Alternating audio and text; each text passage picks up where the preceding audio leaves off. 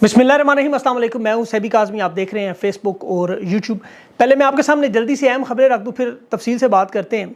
America से जो बड़ी खबर डोनाल्ड ट्रंप की जीतने की आई अहवा में, उससे पाकिस्तान में क्या असर पड़ेगा, इमरान खान की हुकूमत और जो मामलात हैं, अभी जो बड़ा इत्तेहाद ख़त्म हुआ और फिर आपस के कुछ इख्तलाफात भी सामने आ रहे हैं, ये मामला क्या है, इस पर भी बात करेंगे। तहरीक इंसाफ को इस वक्त क्या ज़रूरत है, तहरीक इंसाफ की सफ़ों में जो इस्टेब्लिशमेंट साजिश कर रही है उसकी क्या मामला है, और इमरान खान पर जो दबाव डालने वाले बिल आखिर क्यों बागे खान नहीं माना, और इदारों में भी शदीद टकराव की बात हो रही है, इख्तलाफात हैं। साइफर तोशाखाना और कादिर ट्रस्ट एक मरतबा फिर चैलेंज हो रहा है, और एक बड़ा आपको पता है दहशतगर्दों का हमला भी हुआ, और नवाज शरीफ और काजी की मोहब्बतों की नई दास्तान भी लिखी जा रही है। इंटरनेट को इलेक्शन के दिनों में बंद करने की साजिश भी सामने आ रही है, और कंपनी बिलाशुबह तस्लीम कर रही है इस वक्त कि केपी में इमरान खान का जादू मुकम्मल तौर पर चल चुका है। पंजाब नहीं मान रहा, और बलोचिस्तान गिलगित बल्तिस्तान के हालात तो इतने ख़राब कर दिए गए कि खुदा न ख्वास्ता अगर मशरक़ी पाकिस्तान की तरह किसी तरह हमें पता चला कि ये अलग हो रहे हैं, जिस तरह आधा घंटा पहला हम उनके बयानात पर यकीन करते रहे, क्योंकि पारा चिनार की खबरें ये लोग आने नहीं दे रहे, आपको अंदाज़ा नहीं है वहाँ हालात के हैं, और ना ही कोई बताने की जुर्रत इस वक्त कर रहा है। लेकिन बहरहाल उस पर फिर बात करेंगे। इस वक्त जो हालात हैं उसमें सबसे पहले तो तहरीक इंसाफ को खराज तहसीन पेश करना चाहिए, एक जमात के तौर पर जिसका बल्ला इन्होंने छीन लिया, तबाह कर दी जमात। लेकिन रोना धोना डालने की बजाय इन्होंने इनफरादी तौर पर नए इंतखाबी निशान याद करवाने शुरू किए। इमरान खान बार बार कहता था अब ये अवाम की बारी है, अवाम की लड़ाई है, मेरा काम मुकम्मल है, अवाम का मामला और अल्लाह का मामला है। और तहरीक इंसाफ की इस लड़ाई में देखिए जिसका मरकज़ जो है वो अल्लाह की रहमत पर, अल्लाह की मदद पर इस वक्त इन्हिसार कर रहे हैं, ये याद रखें। और ये भी याद रखें कि अल्लाह की रहमत से जो सबसे पहले मायूस हुआ था किरदार, वो इबलीस था, जिसे शैतान करार दिया। तो हम शैतान नहीं, हम तो रहमान के बंदे हैं। और नबी पाक सल्लल्लाहु अलैहि वसल्लम की एक हदीस भी अगर आपको सामने रखूँ कि मेरी उम्मत की एक जमात हमेशा हक़ पर रहेगी और उसका मुखालिफ से नुकसान ना पहुँचा सकेगा, यहाँ तक कि अल्लाह का हुक्म आएगा और वो जमात लोगों पर गालिब आएगी। अब ये निशानियाँ अगर आप देख लें मौजूदा कौन सी हैं, और अल्लाह की मदद जो है मज़लूमों के साथ कैसे आती है।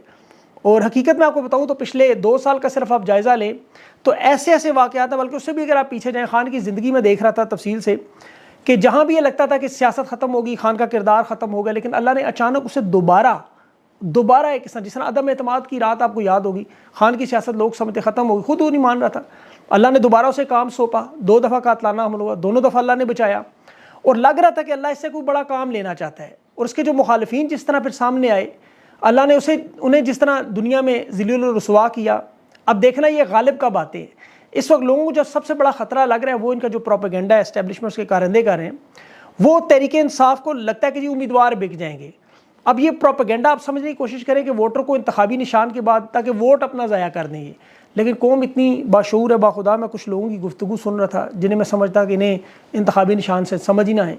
आज उनकी बातें सुन के मैं हैरान हो गया कि वो 246 जमातों में से कैसे निशान ढूंढ कर बता रहे थे कि तहरीक इंसाफ का उम्मीदवार ये है, और नून लीग और पीपल्स पार्टी जैसी जमातों को वो कह रहे हैं वोट डालने का मकरूह काम के बारे में हम सोच नहीं सकते, ये अल्फाज थे। और जमात इस्लामी मौलाना शरानी की जमात हुई, सुन्नी इत्तेहाद कौंसिल हुई, मुत्तहिदा मजलिस अमल हुई, या MWM हुई, ये तमाम देखें 2 बड़ी जमातें जो पीपल्स पार्टी, नून लीग, फजलुर रहमान, इनसे बेहतर है, इनकी लीडरशिप साफ़ सुथरी दयानतदार है, लेकिन ये होम्योपैथिक लीडरशिप रखते हैं। कराची के जो इलेक्शन हुए, तहरीक इंसाफ के सारे बंदे उन्होंने उठा लिए, लेकिन जमात इस्लामी के आपको पता जीते हुए कौंसलर को किसी ने हाथ नहीं लगाया।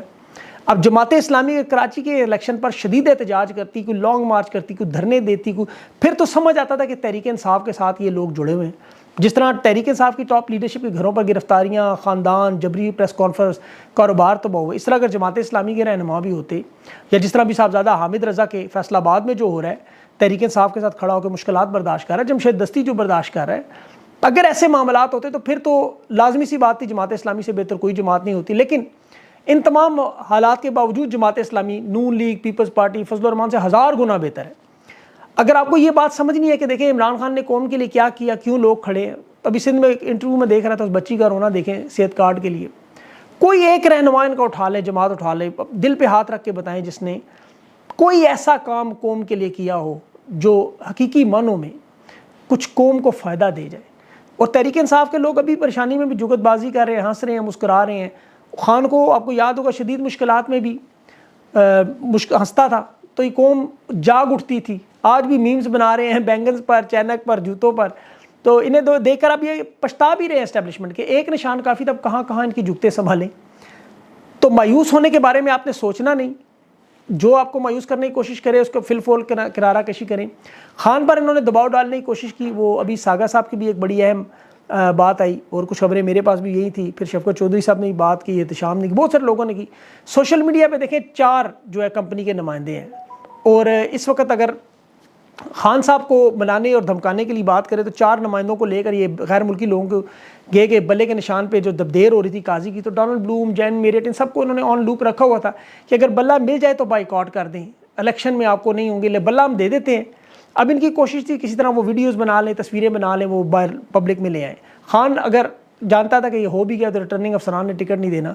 उसके बाद फिर डील, सरेंडर और मौत के 3 अल्फाज आए, और ये बड़ा अहम मामला था। खान ने ना डील की, ना सरेंडर किया, मौत और फांसी की ये धमकियाँ देते रहे कि साइफर में बनाएंगे। खान ने कहा जाओ जो दिल में आता है करो। अभी उसी जुमरे में था इमरान खान, अगर चाहता तो देखें इन सब के नाम भी बता सकता था, लेकिन इमरान खान नहीं बताता। आज 50-55 नशिस्तों के साथ खैबर पख्तूनख्वा में यही कह रहे हैं कि अमेरिका के खिलाफ बयानबाजी बंद करो, खारजा पॉलिसी ठीक करो, ये जो मामलात हुए भूल जो नए सिरे से स्टार्ट करो। वही पैगाम जो बुशरा बीबी के ज़रिए भेजते रहे, वही दोबारा एक दफ़ा। खान को पार्टी टिकट्स के नाम तक नहीं देखने दिए गए, और अभी देखें पार्टी में कुछ रॉन्ग नंबर हैं, शामिल भी किए गए, और ये लेकिन अभी वक्त नहीं है इनका नाम लेने का। तहरीक इंसाफ नज़रियाती के साथ जिस तरह मुआहदा हुआ, उसकी कहानी भी एक पूरी दास्तान है। और अभी जो आपको पता है जो शरानी साहब के साथ जो मुआहदा टूटा, उसकी भी एक पूरी दास्तान है। लेकिन ये इलेक्शन के बाद भी बात हो सकती है।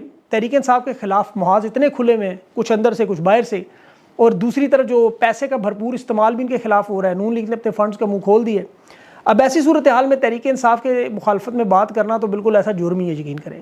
हालात पाकिस्तान के तभी बदलेंगे जब अमेरिका के बदलेंगे। जिस तरह 2024 में अमरीकी इलेक्शन सबसे ज़्यादा अहम पाकिस्तानी इलेक्शन से भी, और पहली रियासत जो आईओवा है उसमें सियासत में डोनाल्ड ट्रंप का जहाँ 50% वोट थे, इस रियासत पर पूरा एक किस्म का हाथ जम चुका है, और एक बड़े मार्जिन से भी जीत, 67% मार्जिन से, जो मुखालिफिन के 21 और 19% है। डोनाल्ड ट्रंप की जीत बड़ी अहम जीत है, क्योंकि सब जानते हैं कि बाइडन एडमिनिस्ट्रेशन आसिफ जरदारी और नवाज शरीफ के साथ मुकम्मल तौर पर शामिल है। और आसिफ जरदारी ने तो बाइडन को जो है वो पाकिस्तान का सबसे बड़ा एजाज़ भी दिया, और नवाज शरीफ की तो गर्दन से पकड़ने की तस्वीरें भी आपको याद होंगी। रजीम चेंज ऑपरेशन में भी जिस तरह के मामलात हुए वो भी आपके सामने हैं। तो अब जो डोनाल्ड ट्रंप इमरान खान की हिमायत में बयान देता रहा, पैगाम देता रहा, तो ये 2024 में जब तक वहाँ एडमिनिस्ट्रेशन में तब्दीली नहीं आएगी, यहाँ नहीं आएगी, और यकीन करें यहाँ मामलात भी ठीक होंगे, बल्कि जो अगली एक्सटेंशन है वो भी इन्हीं मामलात से जुड़ी हुई है। ये इसी तरह इंटरनेशनल एस्टेब्लिशमेंट ने पाकिस्तान को गर्दन से पकड़ के बाल्टी में डबोते हैं, जब वो बाहर निकलते हैं, सांस लेते हैं, वो 1 साल का अरसा होता है, इकॉनमी ऊपर जाती है, थोड़ी सी ऊपर जाती है, फिर नीचे गिराते हैं। अब तहरीक इंसाफ के अगर इख्तलाफात पे बात करूँ तो देख, शेर अफजल मरवत अपनी जान हथेली पे लेके लड़ाई लड़ रहा है, जहाँ बहुत से रहनुमा सर्दियों में गर्म बिस्तर में अपने घरों में आराम करते हैं। ये कभी रिक्शा, कभी टैक्सी, कभी गाड़ी, कभी मोटरसाइकिल, खान के लोगों में ग्राउंड पर मौजूद है, ड्राइंग रूम में नहीं बैठा हुआ, अवाम को मुतहरक कर रहा है। अवाम को इस वक्त जो ज़रूरत है, तहरीक इंसाफ में क्या रॉन्ग नंबर मौजूद हैं? बिल्कुल मौजूद हैं, और होंगे, रहेंगे, और पहले भी थे। आपने पहले वाले तो एक्सपोज हो गए, आज वाले बाद में हो जाएंगे। फवाद चौधरी को भागते देखा, असद उमर को हथियार डालते देखा, फरूख हबीब को अपने कप्तान के खिलाफ बातें करते देखा, 46 प्रेस कॉन्फ्रेंसें देखी। कौम अगर किसी पर शक करती है तो वो बेबुनियाद नहीं है। इस्टेब्लिशमेंट को छोड़े हुए लोग पार्टी में मौजूद है। बल्ले के केस के दौरान में भी बहुत सारी चीज़ें सामने आई, बहुत से लोग अपनी मर्जी करते रहे, और काजी ने वैसे फैसला तो देना ही था, उसने तो सबूत देखने भी नहीं थे, वो ना देखा है उसने। लेकिन यहाँ पर याद रखें कि इमरान खान से जो भी डील करने की कोशिश करने का मकसद यही था कि खान अगर मान जाए तो ये लोग, इन्हीं रॉन्ग नंबर्स के ये प्लान थे कि खान पीछे हट गया, वो बाद में वीडियोज़ ऑडियोज़ दिखा देते सबको। और जो अमेरिका में एहतजाज मुलतवी किया गया उसके पीछे भी वजूहात थी कि तहरीक इंसाफ को बहाना किया गया, आपको स्पेस देंगे, और उसके साथ साथ जो आपको पता है 2 नंबरियाँ हुई हैं और होती रहेंगी। कुछ लोगों की अब देखें नासमझी भी है, कुछ के एतमाद करना, कुछ हकीकी मानों में इनकी हरकारें हैं। लेकिन मेरे ख्याल में जो सबसे बड़ा मामला इस वक्त इस्टेब्लिशमेंट के लोगों की भी जो कोशिश है कि इनकी सफ़ों में इख्तलाफात हों, ये आपस में लड़ाई लड़ें। अब जिस तरह शेर अफजल लड़ रहा है उस पर उसके खिलाफ कोई बात करने की ज़रूरत नहीं थी। अब ये मामला 25 दिन बाद भी हो सकता था, लेकिन शेर अफजल मरवत के भी सख्त बयान आए हैं, वो भी मेरे हमें 25 दिन इन मामलात पर अगर कंट्रोल कर लें तो उनके कदो-कामत में इजाफा होगा, लोग और पसंद करेंगे, मोहब्बत करेंगे। अभी बहुत सारे ब्लंडर मारे तहरीक इंसाफ की तरफ से। देखिए अभी जो नज़रियाती अख्तर इकबाल डार वाला, मैं समझता हूँ ये सबसे बड़ा ब्लंडर था, और ये भी कि खान का वो फैसला नहीं था। अब खान के हवाले से बहुत सारे सवालात भी खान उठा रहा है कि वो लोग कौन थे सामने, सबको पता है अब कौन से हैं। अब तहरीक इंसाफ की अब मजबूरी है कि यही सीनियर तरीन लोग हैं, इन्होंने ही मामलात चलाने हैं, तो तनकीद करने का फ़ायदा नहीं। इसी तरह जो शरानी ग्रुप के साथ मामला हुआ, मुआहदा ख़त्म हुआ, उसमें भी शेर अफजल का गिला शिकवा बिल्कुल जायज़ है, लेकिन ये होगा अब इसका प्लान आप देखें आगे करना क्या है। मंसूबा ये है, इम्तियाज़ आलम को जो टिकट दिलवाया गया था वो भी बड़ी एक, आपको पता है, सबको पता है, वारदात थी। बल्ले के केस को ख़राब करना भी, अमेरिका के एहतजाज भी, सारी चीज़ें थी। लेकिन अब फोकस सिर्फ और सिर्फ 8 फरवरी के इलेक्शन पे होना चाहिए, सिर्फ और सिर्फ 8 फरवरी।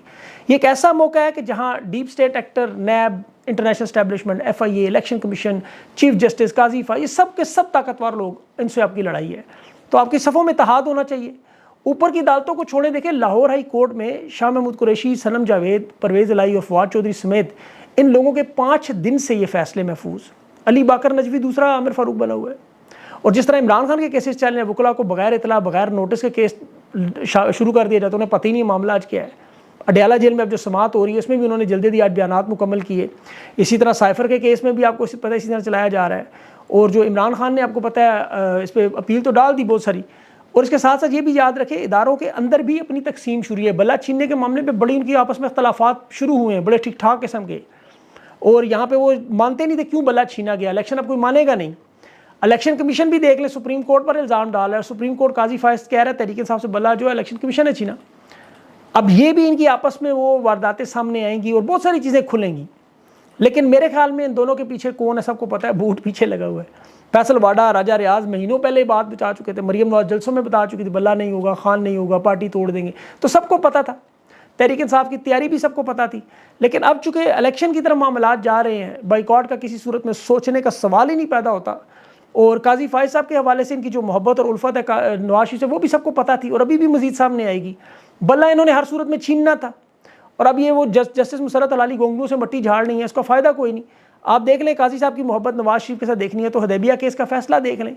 अब तो शायान अली जो प्रॉपर्टियाँ खड़ा होकर काजी फायज की बता रहा है, ये अपनी जगह एक बड़ी दास्तान है कि ये कहाँ से बने। उस पर आपको पता है इन्होंने नवाज शरीफ को जो सेफ एग्जिट दिया, मीडिया पर पाबंदी लगाई केसेस पे, और जिस तरह ताहयात नैली ख़त्म की, अब ये सारे मामलात खुल रहे हैं कि इन प्रॉपर्टीज़ के। और फिर अभी अहमद नूरानी ने जो सवालात उठाए हैं वो बड़े अहम सवालात हैं गोशवारों के मतलब। इनके मतलब काजी साहब की एहलिया की जो विरासती जायदाद है उसके मलकियती कागजात काजी साहब ने डिक्लेयर नहीं किए। फिर जिस साल ये जायदाद फ़रोख्त हुई उस साल के सालाना गोशवारे आप चेक करें, उससे 3 साल पहले के गोशवारे चेक करें, और जिस साल लंदन में अपार्टमेंट ख़रीदे गए उस साल के आप लंदन में जो फ्लैट्स थे उस बच्चों की तालीम के दौरान गोशवारे चेक करें। तो बहुत से सवालात हैं जिस पे ये जवाब नहीं दे सकते। लेकिन मैं ये बात पहले भी कह चुका हूँ और हम सारे मुत्तफ़िक हैं कि ये जो मर्ज़ी कर लें, इस मामले को ऐसे ही बढ़ना था। इकॉनमी इसी तरह तबाह होगी, हालात इसी तरह ख़राब होंगे और फिर उस तकरीब में इंशाल्लाह तामीर होगी। बिजली 5 रुपये 62 पैसे बढ़ने जा रही है और 10 बहरान मैंने आपको कल बताए हुए थे। लेकिन फ़ैसला जो है वो अमेरिका से आना है, ये आप याद रखिएगा। मेरी बात आप लिख के कहीं रख लें कि नवाज शरीफ को ला के भी ये लोग नाकाम रहेंगे और आखिर में यही होगा कि 2025 में दोबारा इलेक्शन होंगे। अपना ख़ास ख्याल रखें। शरफजल मरवत मेरे साथ मौजूद हैं, बड़ा अहम इंटरव्यू है, बहुत सी बातें करनी है उनसे, और इस वीलॉग के फ़ौरन बाद इंशाल्लाह वो आएगा। अपना ख्याल रखें, मुझे इजाज़त दें, अल्लाह हाफ़िज़।